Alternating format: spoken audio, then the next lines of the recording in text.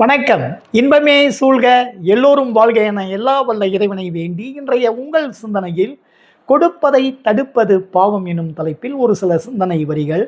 ஒரு முறை கர்ணன் தனது இடது கையால் தங்க கிண்ணத்தை வைத்துக்கொண்டு அதில் உள்ள எண்ணெயை உடம்பில் தேய்த்து தேய்த்து குளித்து கொண்டிருக்கிறார். அப்போது ஒருவர் வந்து உதவி என்று கேட்கின்றார். உடனடியாக தான் இடது கையில் வைத்திருந்த தங்க கிண்ணத்தை கொடுத்து இதை வைத்து சமாளித்துக்கொள் என்று கொடுக்கிறார்.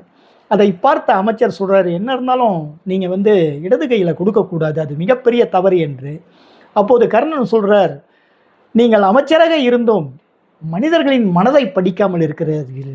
மனித மனம் வலது கையிலிருந்து இடது கைக்கு மாற்றுவதற்குள் மனம் மாறிவிடும். ஆக கொடுப்பதை தடுக்காதீர்கள் என்று அன்போடு சொல்கிறார். இப்படியாக தன் வாழ்க்கையில் வாழ்ந்து காட்டியவர் புரட்சி நடிகர், மக்கள் திலகம், முன்னாள் முதலமைச்சர் எம்ஜிஆர்.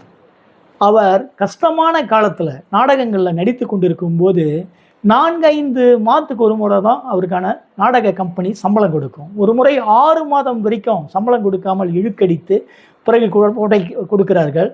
அப்போது அதை பெற்றுக்கொண்டு வந்து சாப்பிட்றாரு. சாப்பிடும்போது சக பணியாளர் வந்து சொல்கிறாரு, அண்ணே மகளோட கல்யாணத்தை வச்சுருக்கிறேன், ஒரு 1000 ரூபாய் இருந்தால் கல்யாணத்தை ஜாம்னு நடத்திடுவேன், வழி இல்லாமல் சிரமப்படுகிறேன், நீங்கள் உதவ வேண்டும் என்று கேட்டவுடன் எம்ஜிஆர் தனது இடது கையாலே வேட்டியில் கையை விட்டு எடுத்து 1500 ரூபாயை கொடுக்கிறார்.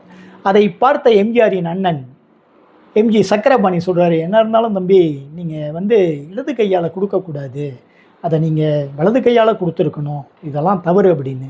அப்போது எம்ஜிஆர் சொல்கிறாரு, இல்லைண்ணே நான் சாப்பிட்டுட்டு கை கழுவிட்டு வந்து கை மாறுறதுக்குள்ளே மனம் மாறிவிடும், ஏன் இவ்வளவு பணம், இன்னும் கொஞ்சம் குறைச்சிக்குவோமேன்னு அப்படின்னு சொல்கிறார். அப்படி வாழ்ந்ததால் தான் இன்றளவும் மக்களால் நினைக்கப்படுகிறார், போற்றப்படுகிறார். நம்ம நாட்டிலையும் பல நல்ல உள்ளங்கள், கொடை உள்ளங்கள், நல்ல மனம் படைத்தவர்கள் நிறைய பேர் இருக்காங்க. அவங்க கொடுக்கணும்னு நினைக்கும் போது அவரோடு இருப்பவர்கள் தவறான தகவல்கள் கொடுத்து சகுனி போல அதுக்கு இடையூறாக இருக்கிறார்கள். இது போன்று செய்வது மிகப்பெரிய பாவம் என்று கூறி அடுத்த வாரம் மேலும் இது போன்று ஒரு சிந்தனையோடு சந்திக்கின்றேன். அதுவரை நன்றி கூறி விடைபெறுவது உங்கள் சூப்பர்மைண்ட் டைனமிக் தன்முனைப்பு பேச்சாளர் மு. கணேசன்.